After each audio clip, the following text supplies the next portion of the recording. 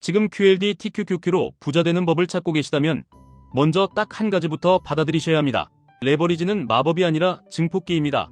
수익도 증폭시키지만 실수도 증폭시키고 생활도 증폭시킵니다. 그래서 결론은 단순합니다. 돈을 불리는 방법은 투자 비법이 아니라 무너지지 않는 시스템을 만드는 겁니다. 오늘 이야기의 주인공은 차를 팔아서 부자가 된 게 아니라 빚을 컨트롤하는 법을 배워서 자산을 만든 사람입니다.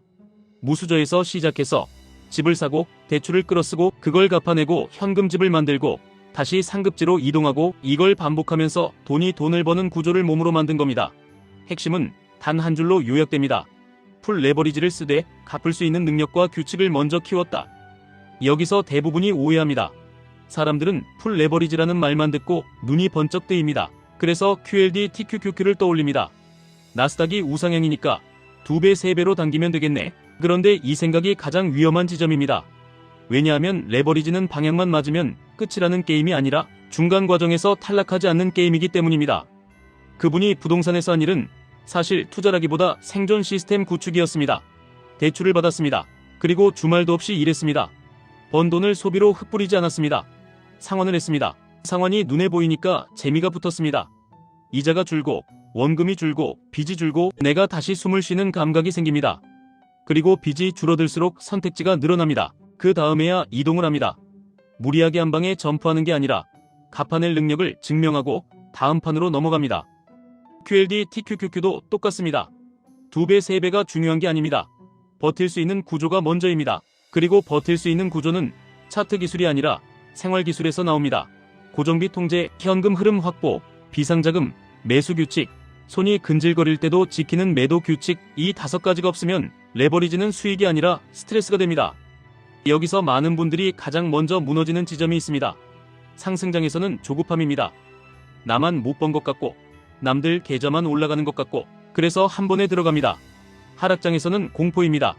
내 손으로 버튼을 누르고 싶어집니다. 그래서 바닥에서 던집니다. 레버리지 계좌가 망하는 과정은 거의 늘 같습니다. 지식 부족이 아니라 감정이 규칙을 깨는 순간입니다. 그래서 오늘은 QLD TQQQ를 부동산 시스템처럼 다루는 방법을 말씀드리겠습니다.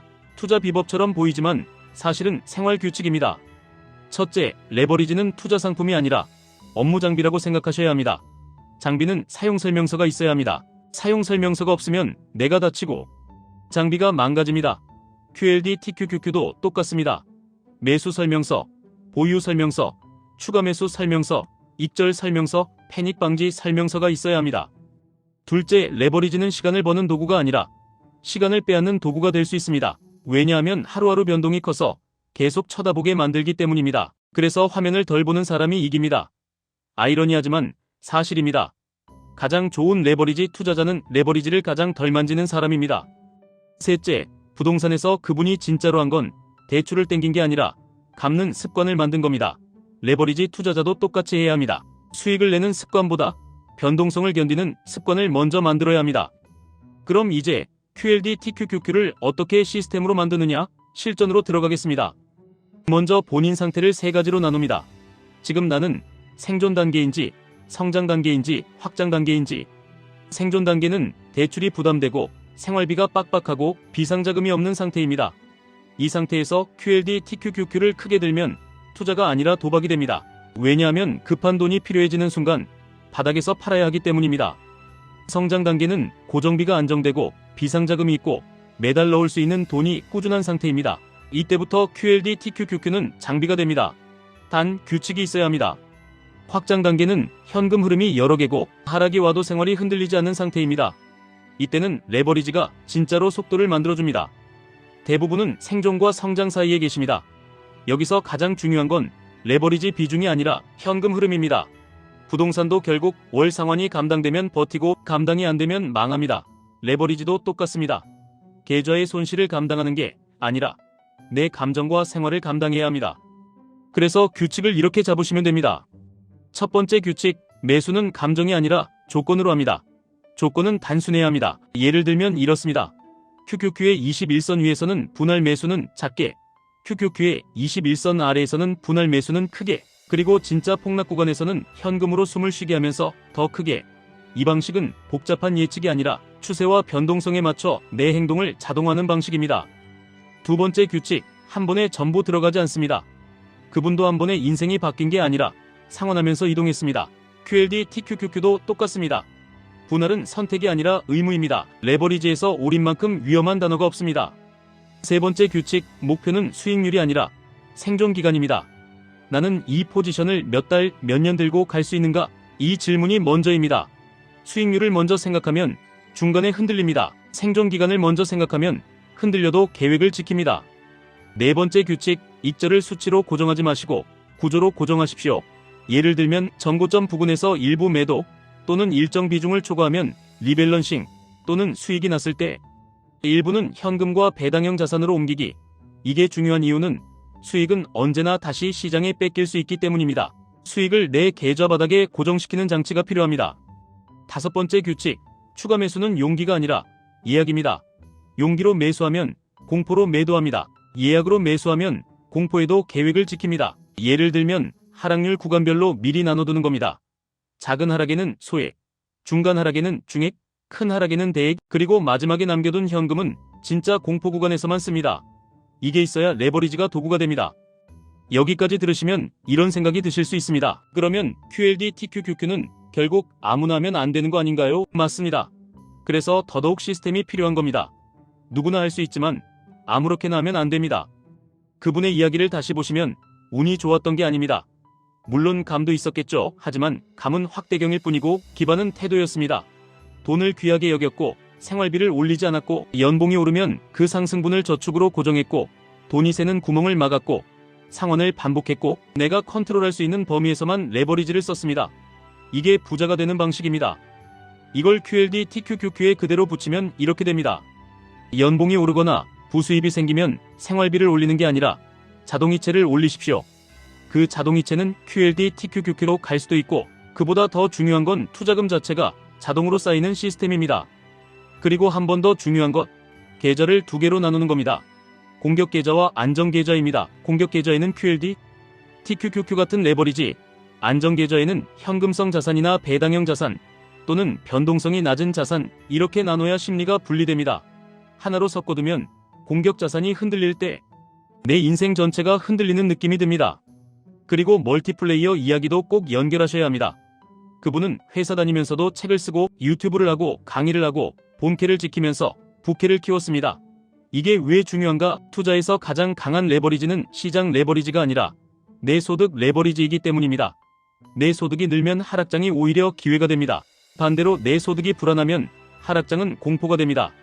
그래서 QLD TQQQ를 하실수록 직장 몸값을 올리고 퇴근 후 한 가지를 더 키우는 게 안전장치가 됩니다. 이제 예상되는 질문들을 미리 꺼내보겠습니다. 첫 번째, QLD와 TQQQ 중에 무엇이 더 좋습니까? 정답은 사람마다 다릅니다.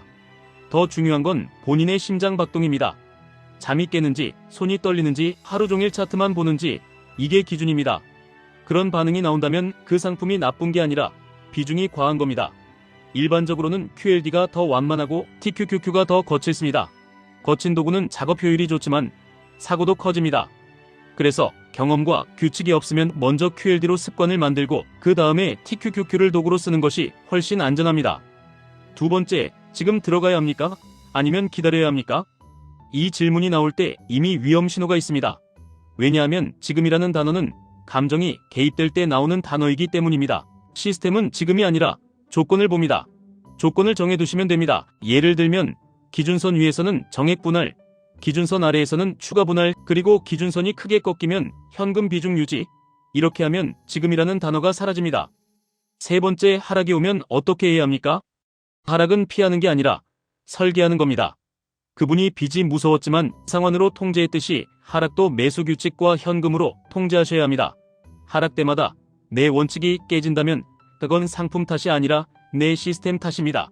그래서 하락 전에 미리 종이에 써두셔야 합니다. 이 구간에서는 이만큼 산다. 이 구간에서는 아무것도 안 한다. 이 구간에서는 현금을 지킨다. 이렇게 미리 정해두면 하락이 와도 계획대로 움직일 수 있습니다. 네 번째, 레버리지는 오래 들고 가면 결국 망한다던데요. 이 말은 반은 맞고 반은 틀립니다. 레버리지는 구조적으로 변동이 큰 시장에서 흔들림이 커질 수 있고 특히 일일 변동을 기준으로 재설정되는 구조가 있기 때문에 아무 생각 없이 장기 보유하면 기대와 다른 결과가 나올 수 있습니다. 하지만 그래서 더더욱 장기 보유라는 말을 방치가 아니라 리밸런싱과 규칙 기반 보유로 바꾸셔야 합니다. 방치는 망하고 규칙은 살립니다. 5번째, 결국 부자 되는 건 운 아닌가요? 운은 분명히 있습니다. 하지만 운은 방향을 바꿔주지 않습니다. 운은 속도를 붙여줄 뿐입니다. 방향은 시스템이 결정합니다. 그분도 우연히 장학금을 받은 게 끝이 아니라 그 기회를 잡을 준비가 되어 있었기 때문에 길이 열린 겁니다. 공부를 했고 서류를 뽑았고 제출을 했고 움직였습니다. 투자도 똑같습니다. 운 좋은 상승장도 올 수 있습니다. 하지만 준비가 없으면 그 상승장에서 사고를 냅니다. 준비가 있으면 그 상승장에서 기반을 만듭니다. 마지막으로 딱 하나만 더 강조하겠습니다. 여러분이 QLD, TQQQ로 진짜 부자가 되고 싶다면 목표를 돈으로 잡지 마시고 습관으로 잡으셔야 합니다.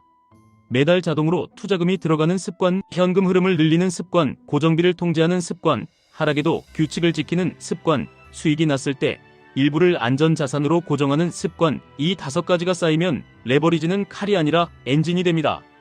오늘 영상의 결론은 이겁니다. QLD, TQQQ는 부자가 되는 비밀이 아니라 부자가 될 준비가 된 사람에게 속도를 주는 도구입니다. 그리고 그 준비는 대단한 재능이 아니라 지독하게 반복하는 시스템입니다. 치열하게 살고 지독하게 통제하고 꾸준히 쌓고 흔들릴수록 규칙으로 돌아가시면 어느 순간 돈이 돈을 버는 구조가 눈앞에서 작동하기 시작합니다. 지금까지 1분 투자 하이젠버그였습니다.